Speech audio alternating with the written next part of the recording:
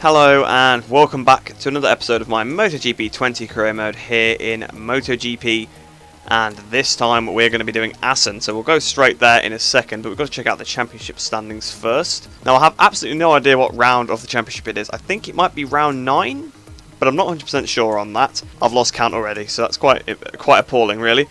But in the last race we had another really bad weekend, so at Sachsenring the bike just would not turn, and obviously, as you all know, Sachsenring is basically just one long left-hand corner, or half the lap is anyway, and that's where I was losing a lot of time.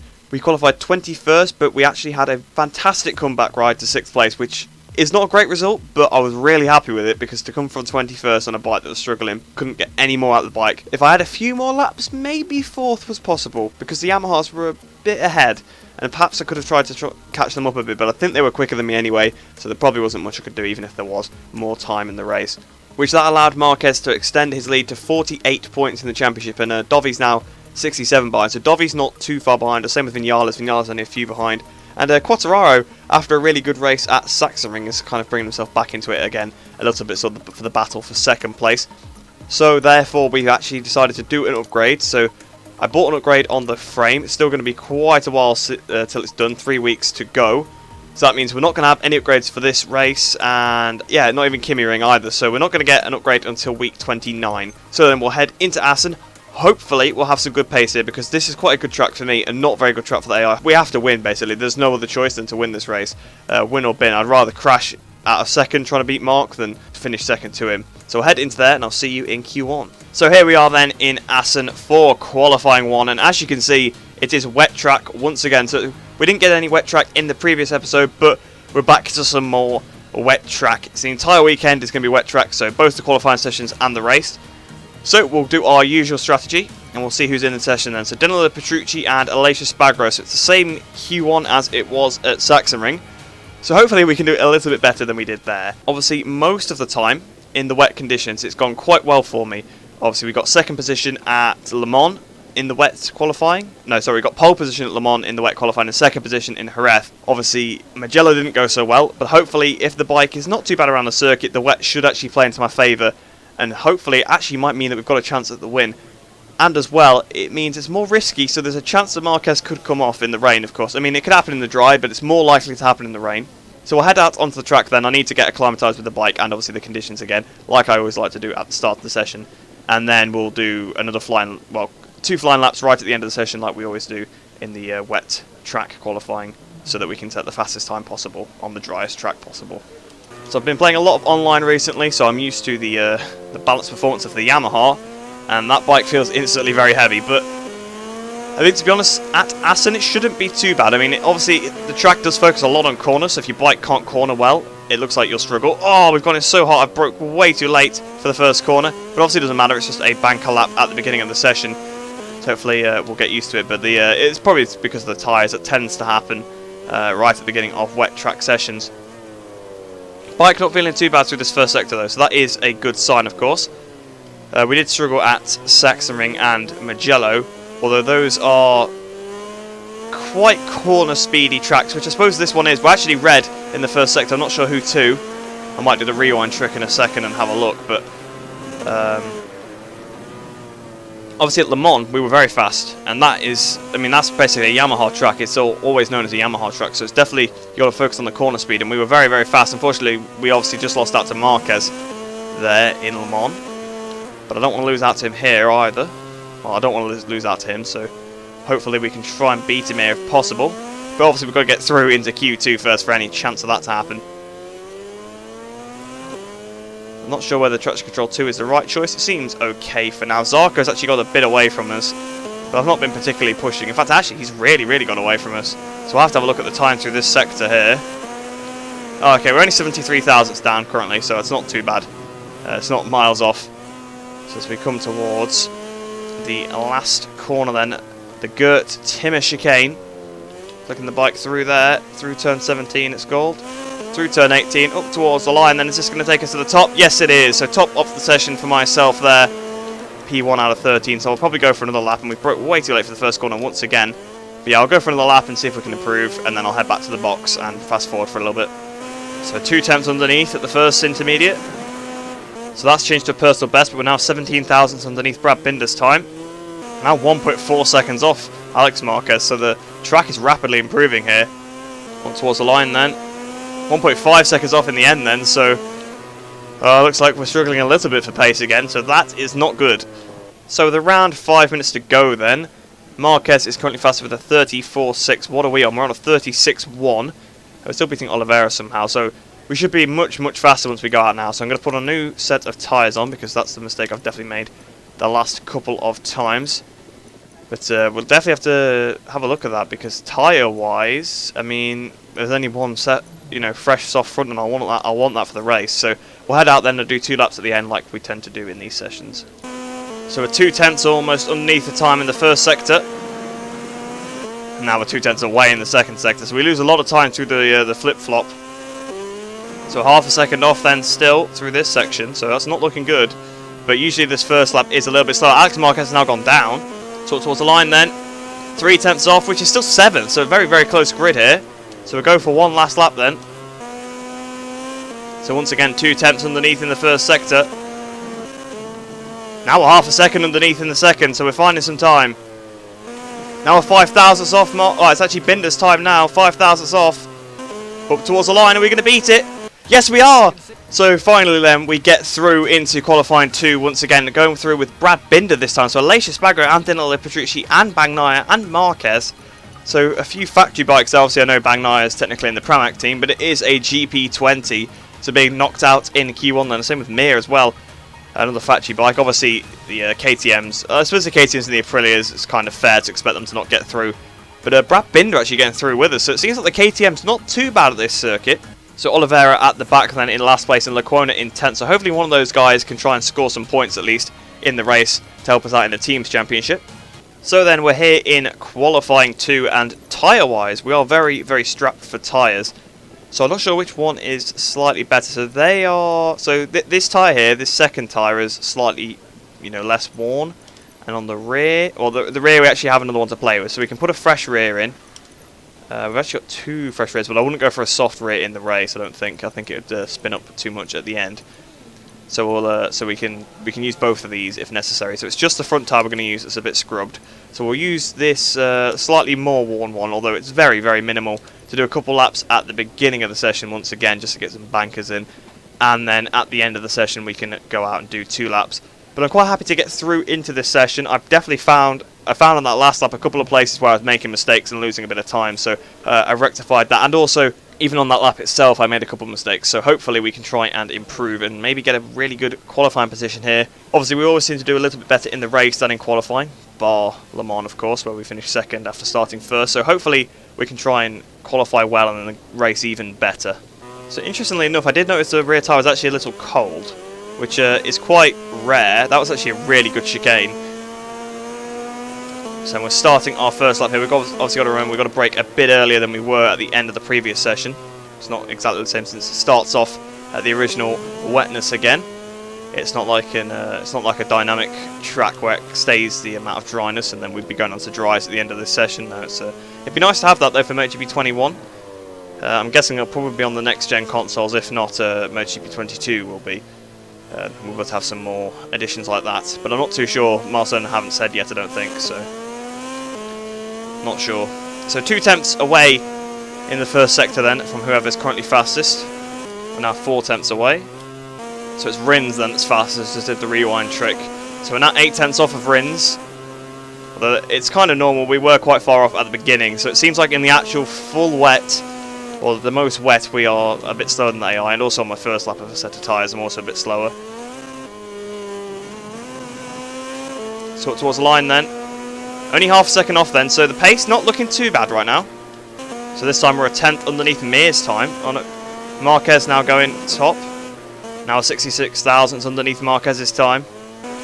Now we're 2 tenths off it. Up towards the line. Oh, 1 tenth off, so that's P3 then, so we'll head back to the pits. Fast forward a couple of minutes and then we'll go out with about 5 minutes to go.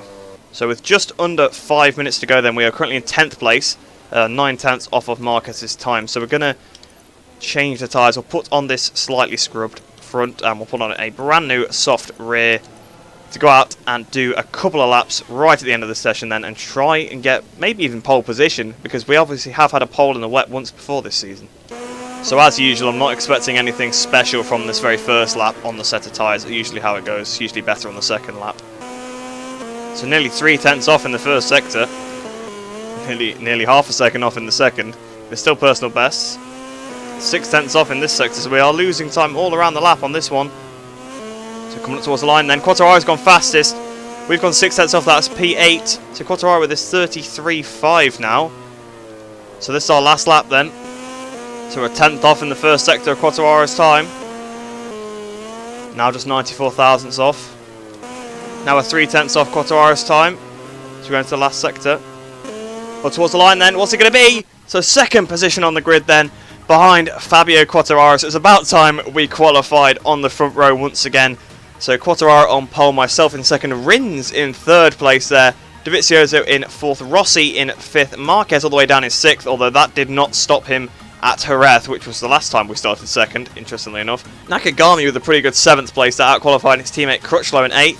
Vinales down in 9th place, 10th for Morbidelli, 11th for Miller, and 12th for Brad Binder, obviously 1.8 seconds off. So, I mean, fair play to Brad Binder, that's got to be his best qualifying by a long way. So hopefully he can try and bring home some good points for the factory KTM team there then. So let's get into this race. This is a good opportunity to beat Marquez. There's a few riders between us, although like I said, it probably won't stop him. But we want to probably try and pass Quartararo as soon as we can. So here we are then on the grid looking at Quartararo. So it's going to be a 9-lap race here at Assen. Now I've gone for a medium rear, which I'm not too sure about because I just feel like a soft rear won't last to the end of the race. I just don't think it'll do 9 laps. But to be honest, the soft wasn't getting that hot in the qualifying sessions. So it does leave me perhaps questioning it a little bit and wondering exactly how it's going to behave. Hopefully everything will be okay with it, but there's always the possibility that it is the wrong tyre choice. But I've got no fresh softs. Although I suppose if it's that cold you would have thought it would make it to the end of the race, but you never know. This game can surprise you sometimes.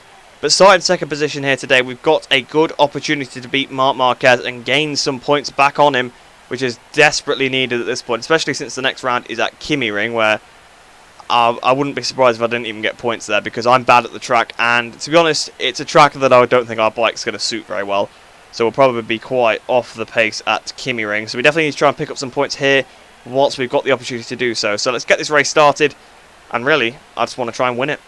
So I saw Marquez obviously in 6th place, right on the inside. He's right behind Rins. You can't actually see him because he's behind my rider from that camera angle. We're waiting for the lights to go out here at Assen. The lights out and away we go.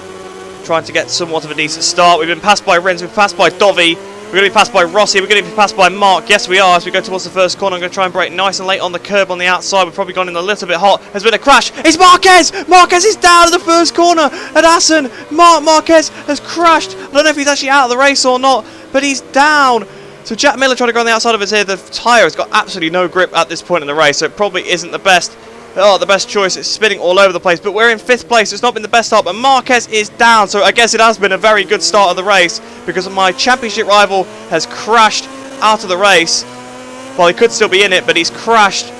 Oh, massive scenes here at the TT Assen circuit.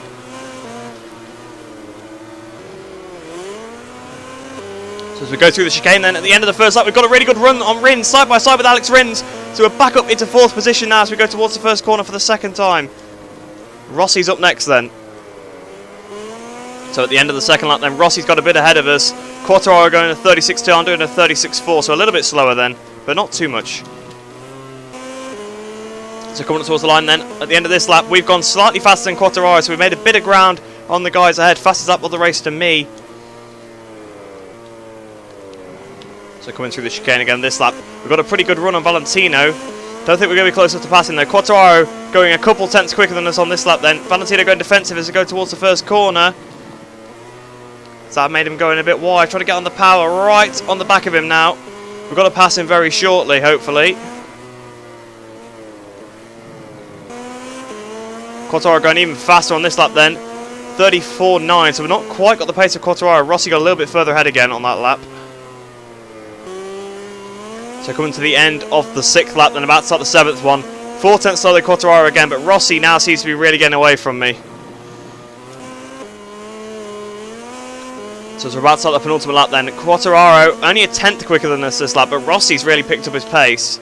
And I've had to go to power mode 0 now to save some fuel. So as we're about to start the last lap then, 33.5, which is actually the fastest lap of the race by Rossi. I've done the same time, so no wonder I can't keep up with him. So through the last chicane then, oh, I've messed it up a little bit, but we're still miles in front of Rins. It's alright, Fabio Quartararo gets his first win of the season, out of Dovi second, Rossi third, but myself fourth place, which is a good result, but it could have been more so difficult right at the end of the race there. So where did Marc Marquez finish? Marc Marquez finished in 12th place then in the end. I knew he was still on because I've seen him overtaking people, so miles off. I think he was at the front of the sort of two big packs, which our pack broke up a little bit, but there was basically two halves of the field spread out. So we'll have to have a look what happened to him. He was only Crasher, although Nakagami, Bradley Smith and Crutchlow are out, so maybe they got involved. And well, apparently Espargaro is a minute and 50 behind, but that's probably a glitch. Oliveira bringing home 2 points for the team as well, but just so frustrating because we could have really put some serious points into Marquez there, but unfortunately we couldn't quite get up onto the podium. It's definitely going to still be helpful. It's going to be good. We're going to gain quite a few points on him, but it's not as much as we could have done, and it's a shame he didn't DNF, so he still managed to pick up some points as well after that. So, I mean, he is really showing the mark of being the champion. But yeah, Quartararo managing to win, Dovi in second and Rossi in third. Those three basically had slightly more pace than me the whole race. There was a point in time where I caught up to Rossi, but I couldn't quite make the move, and then that was it. The AI had very good pace, to be honest, which is weird because it's Assen. They're not supposed to have good pace here. I think mainly because I couldn't capitalise in a lot of sections where I should. Probably would have done a little bit better if it was dry, to be fair. Qualifying, I kind of need it to be wet because I can't do the one that pace they can do, but in the wet I can use a strategy to get a good starting position. But then in the race I need it to be dry because I'm just quicker in the dry in the races than them, it seems, most of the time. So Alex Rins ended up 5th then, Vinales in 6th, so I'll have a look and see what that did to the championship. So it's gone down from 48 to 39 points there, so we've taken 9 points out of him, so it's basically the same as if I'd won and he'd come 3rd. So yeah, perhaps we've not capitalised on that, the absolute maximum that we could have done, but to be honest, I couldn't get any more out of the bike. I've got the upgrade on the way, so hopefully that will improve our fortunes after the summer break, but I'm not looking forward to the Kimi ring next, that's for sure. Dovizioso 51 points back, and Quartararo now moves up to 4th ahead of Vinales, 1 point ahead of him now. Rins moves out of Crutchlow, and Rossi up to 8th place, so he is starting to make his way back up the order after that abysmal start. I mean, another podium for Rossi. He's doing quite a bit better now.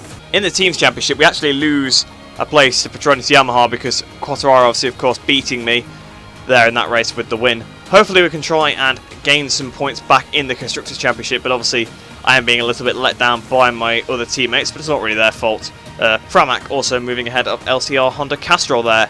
So we'll go take a look and see what happened with Marquez at the first corner, and then we'll head into the career hub and see if there's any notifications, and we'll end off the episode there. So on board with Marquez towards the first corner, then you can see he's braking on the inside. There's me around the outside, and he just gets clipped a little bit by Crutchlow there. That takes Crutchlow and Nakagami wide. It knocks Crutchlow off, but I'm not sure what happened to Nakagami. There's another crash up ahead. I think that might be between Smith and a Nakagami perhaps, but Marquez the only one to actually get back on, typical. So on board from Crutchlow's point of view then, you see he's going around the outside. He's got his teammate on the outside. He's got basically his other teammate on the inside. They've clipped. And that was quite an unlucky crash for Crutchlow. He almost stayed on the bike. Nakagami seems to have stayed on, but then he must have caused another crash when he rejoined. So this is on board with Nakagami then into the first corner. He's on the outside of Crutchlow. Marquez crashes into Crutchlow, into Nakagami. And yeah, Nakagami's come back on the track right in front of Smith. And the two of those have collided. It's a little bit like Jerez really, because 3 Yamahas collided there. This time it's 3 Hondas. But on board with Smith, you can see he's just riding round, and yeah, Nakagami just comes back in front of him and he just hits him, nothing he could do. Surprised they actually crashed from that contact, but yeah, that was enough to have them both out the race. And I forgot to look at the Constructors' Championship, so we actually fall behind Ducati then in the Constructors now, after obviously finishing in 4th position. I'm doing all I can. As you can see then, the gap from us to Honda is now bigger than the gap from me to Marquez, since it was actually the other Marquez, the top scoring Honda in this race, obviously after Mark had his crash at the first corner. So now we'll head into the career hub. So then that weekend we gained 8,150 reputation points, which takes us up to 357,600. And once again that beautiful salary coming in, 32,863 credits, which takes us up to 453,900.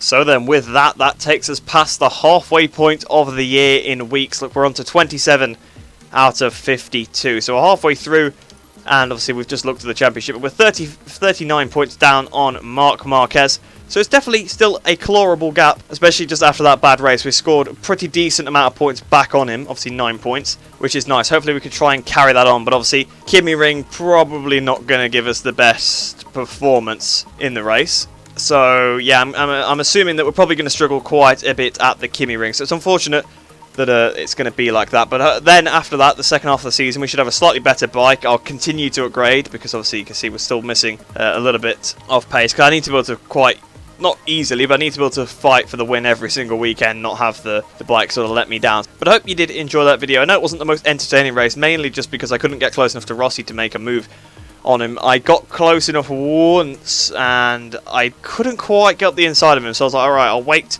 until the next lap, because I assumed I'd be able to basically keep pace with him, if not catch him, and then I'll be able to set him up better. But then he just gapped me, so maybe a little bit of a mistake not being aggressive enough, but I don't think he didn't really make a mistake, so there was no opportunity for me to just dive up the inside, because there was nowhere I was actually substantially quicker than they are, except out of the chicane, which was obviously at the end of the lap. But like I said, I hope you did enjoy that one. Hope you enjoy the rest of your day. Hope you're all staying safe, and I shall see you in the next video.